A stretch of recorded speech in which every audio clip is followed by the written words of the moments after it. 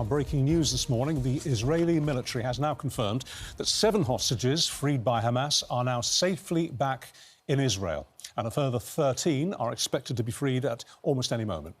We're joined now by Adam Manit, whose cousin Sari Edam was captured and killed by Hamas. Sari's 18-year-old daughter Mayan had been shot dead in front of him before he was kidnapped.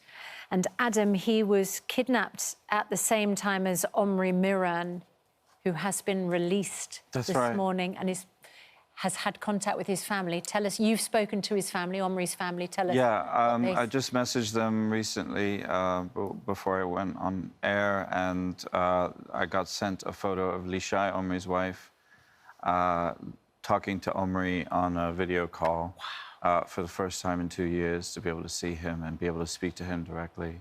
I'm told, I understand now they're together in Reim together, where the hostages have been meeting with the families privately, and then they'll move on to hospitals.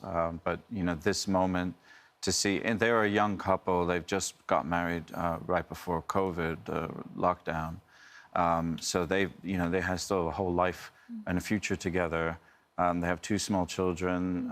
They were ages 1 and 3 when Omri was taken. Yeah. And they've been kissing his hostage poster goodnight. And now they'll get to kiss him goodnight in person. And what a momentous day. Do we know what kind of condition he's in? He seems to be walking. He looks okay. I mean, as far as I can tell, obviously he's been through 2 years of hell. Yeah. I mean, we know that some of the hostages are going to be in a lot worse state. Alon Ohel, for example, a young man who appears to have been severely wounded.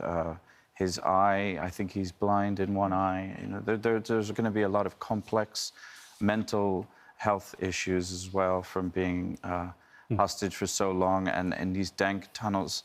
Many of a few of the hostages, I'm aware of, have asthma and will have had very difficult breathing conditions.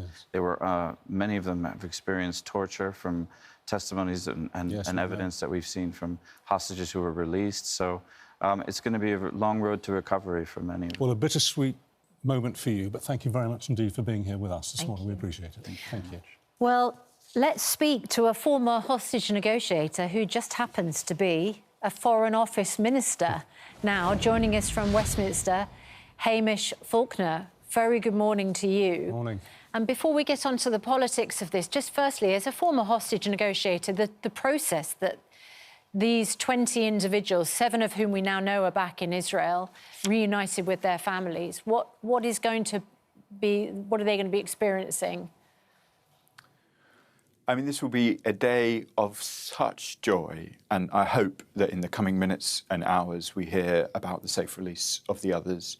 There are families waiting so desperately for the release. This will obviously be a deeply overwhelming moment for all involved. The conditions of the hostages will become clearer over time. It is likely to take real adjustment. I'm sure the media will understand that families will need time, but this is a day of joy. There will be a hard road ahead for making sure that people get the support that is required, and it was very moving hearing from the family just in your clip before. But this will be a day of joy, and we shouldn't fail to just reflect on how long families will have been waiting for this, how many families will have been torn apart, and what welcome news this is. And perhaps we shouldn't be claiming credit that isn't due to us. Most of the world is acknowledging that this is a triumph for Donald Trump and for his strong-arming of both sides in this and forcing them to what's happening today.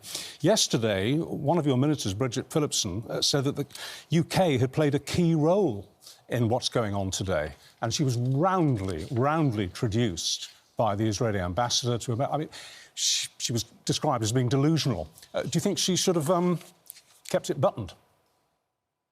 Look, Richard, let me be clear. This is a huge breakthrough. It's a historic day. President Trump, his whole team and the other mediators, that's Egypt, Qatar and Turkey, all deserve huge amounts of credit. This is such a welcome breakthrough. I think what the Education Secretary said yesterday was perfectly reasonable. She said the President played a critical role and that we played a key role behind the scenes. The special envoy of Donald Trump, that's Special Envoy Steve Witkoff, said this morning that we played a vital role and that Jonathan Powell in particular played an important role.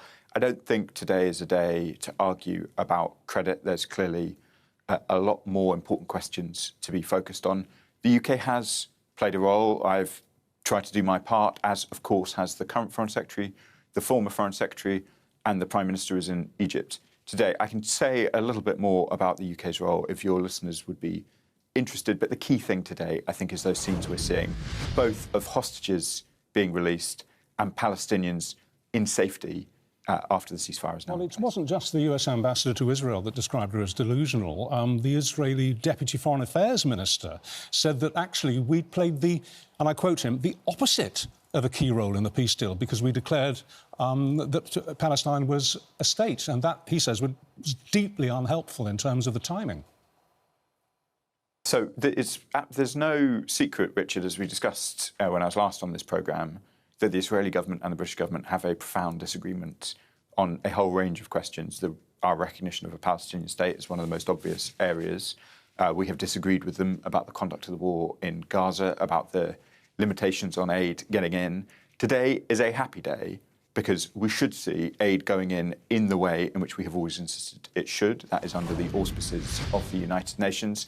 I'm not going to enter into an argument with the Deputy Foreign Minister of Israel, who in fact is a lady called Sharon Haskell rather than a man. We do disagree with the Israeli government on a whole set of questions, but what is important now is that we all focus on phase two. There are really vital questions to be now tackled. That is why the Prime Minister is in Egypt, to give his steadfast support to the efforts of President Trump and all of the mediators. So while I will be co-chairing a conference here in the UK today on the reconstruction of Gaza, that aid must flood in. The hostages will need time to be reunited with their families. Hamas must have no role in Gaza. They must be disarmed. These are the vital questions that we now need to move to in phase two. Gaza is a demolition zone, and Hamas, as part of the peace plan, must be disarmed. How on earth do we disarm Hamas and rebuild Gaza so that any peace is not short-lived? These are some of the absolutely vital questions. That's why I'll be co-chairing this conference this afternoon alongside my counterpart from Egypt, Palestinian officials, and indeed officials from right across the international community. But one of the key questions is about the role of Hamas. I was very pleased, alongside others in New York in July, to secure commitments from all 22 Arab nations who are part of the Arab League that Hamas must have no role and that they must be disarmed. Clearly, disarming Hamas is going to be very difficult. The position of the region is going to be very important. Those commitments are really important. The work of President Trump has been critical. We now need to move to phase two, and the UK will play its full role. I will, the Foreign Secretary will, the Prime Minister will, to try and make sure that disarmed Hamas have no role in Gaza, that Gaza, 92% of its buildings destroyed, needs to be reconstructed, and aid needs to get in. Hamish Falconer, Foreign Office Minister, thanks very much indeed for being with us this morning. Adam, what are your hopes for a lasting peace? I think, first of all, we have to eliminate the threat of terrorism. Hamas are a genocidal organization. We're doctrinally committed to killing Jews all over the world. So there can be no peace as long as they have any agency, any role to play, as was mentioned. Yeah. But I think that involves a broader commitment to also looking at their state benefactors, Qatar, Turkey, Iran. I don't think that we have put enough pressure on those countries to properly be held to account for the role that they played in financing them and backing them politically. Okay. Thank you very much for your time this morning.